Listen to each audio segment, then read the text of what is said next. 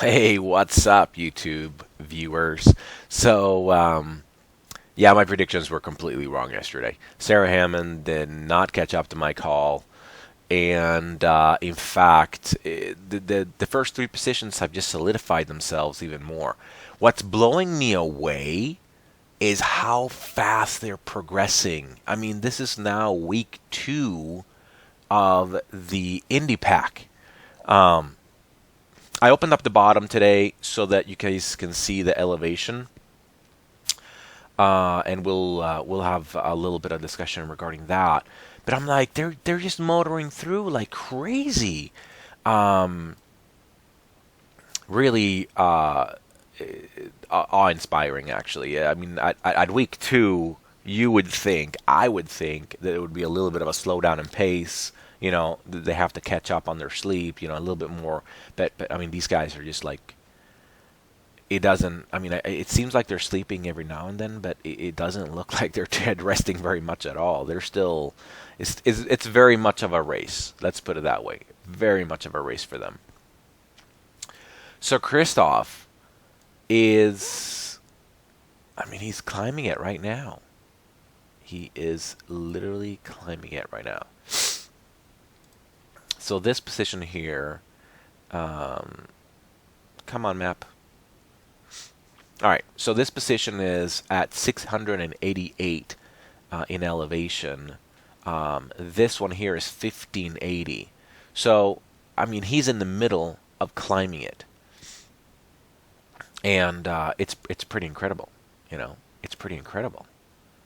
He's going 9 kilometers an hour. Gradient is 10%, guys. So it's pretty steep, and he's doing it. But he's also doing it while having a tremendous lead. So let me back off a little bit so you guys can see a little bit better. So he's at 4410, okay, 4,410 kilometers. And Mike Hall is at 4317. So it's just shy of 100K.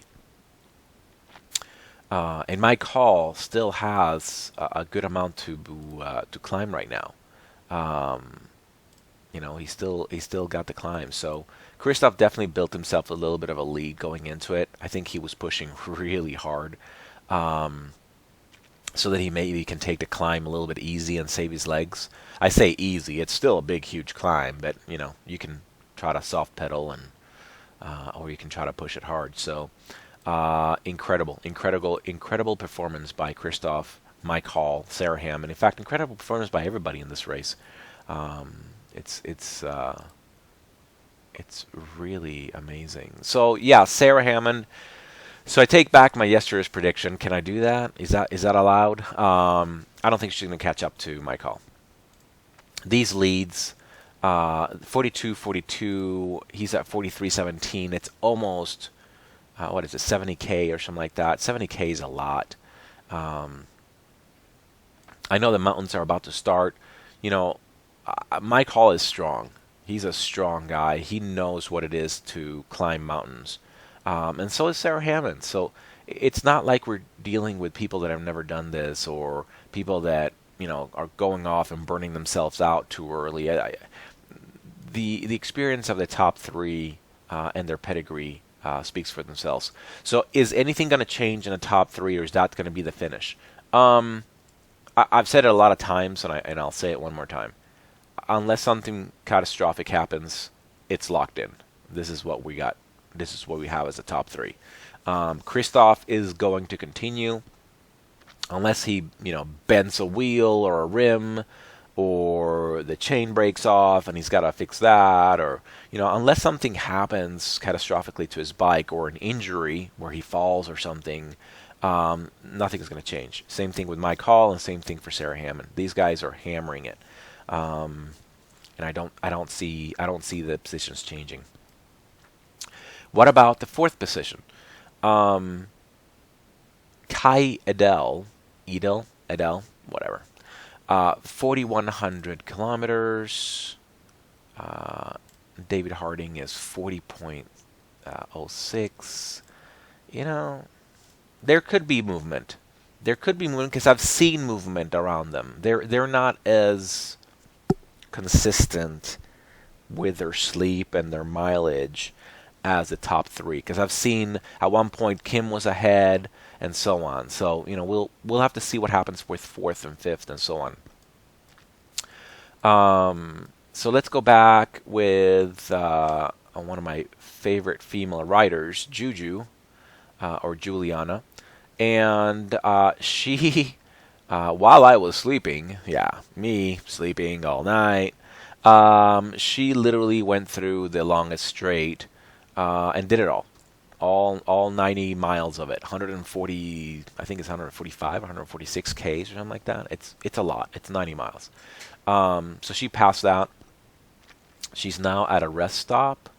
That's what we call it here in the States. Let me see here. Yeah, she's still at the rest stop.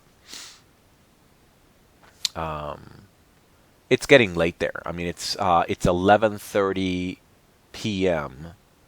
That doesn't mean that they're going to sleep all night, because these guys apparently, and gals, they don't sleep much. But she's covering some good ground.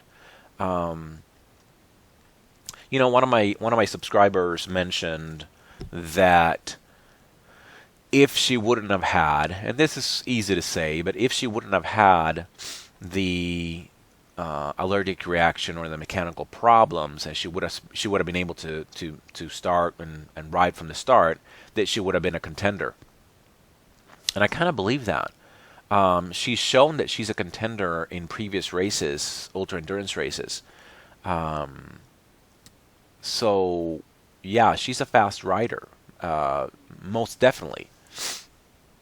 Is she going to do it as fast now as she would have if she was in a top contender? No, because the motivation is different. I think she is racing against time itself, which never is the fastest. When you're racing against someone in front of you, or someone might be catching up to you from behind, that's when you're going to push your body. That's when you're going to push harder. So even if she completed it and compared times, basically time trialing it, it's not the same. She would have been faster if she would have had more competition around her.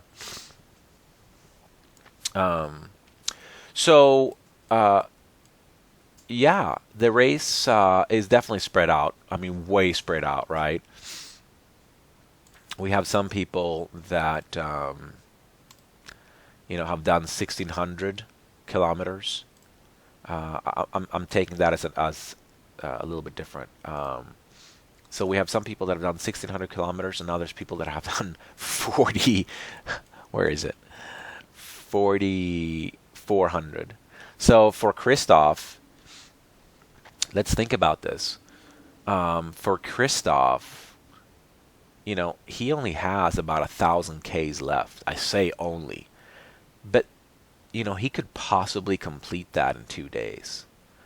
That would be an extreme 2 days, but he could possibly do that in 2 days. Most likely, it's going to be 3. Most likely, but I mean, when it's the end is there, and you can sleep and eat as much as you want once you get to the finish line, you might actually not sleep at all the last 24, 36 hours. So possibility is there. Possibility is there for Kristof. For my call, you're looking at definitely 3 days, I think, and Sara Hammond 3.5. Like 3.5 days, because they're about 3-4 hour gap between them. So start counting out. Other than that, it's all pretty good. Cycling Maven, he seems to be in good spirits. His mind is a lot better week 2, and he's going to come home soon, in that sense, to his own hometown. That being said, once he gets to Adelaide, will he stop there? Will he say, you know what, I'm here, this is my hometown, the race is done for me? Or is he going to continue to Sydney? Good question. Does it really matter? I think he's achieved everything he's going to achieve. I think it would be, of course, don't get me wrong, it would be nice to see him finish all the way to Sydney. Um, but I wouldn't get mad. I wouldn't get disappointed. I would completely understand if he goes, you know what, this is good. I'm all good. So I completely understand that. Anyways, thanks for watching. Thanks for being a subscriber. If you're not, go ahead and subscribe. It's free. And I apologize for the length of this video, but I think we covered some good stuff. And let me know what you guys think. Do you guys think that they're locked in? Do you guys think something is happening in the Rays that maybe I'm not aware of? Maybe we need to look at something. And if there's a particular rider that needs a shout out, let's do that. Let's give me a comment and do some shout outs. Other than that, have a beautiful, for us it's Tuesday, so have a beautiful Tuesday, and let's see what happens.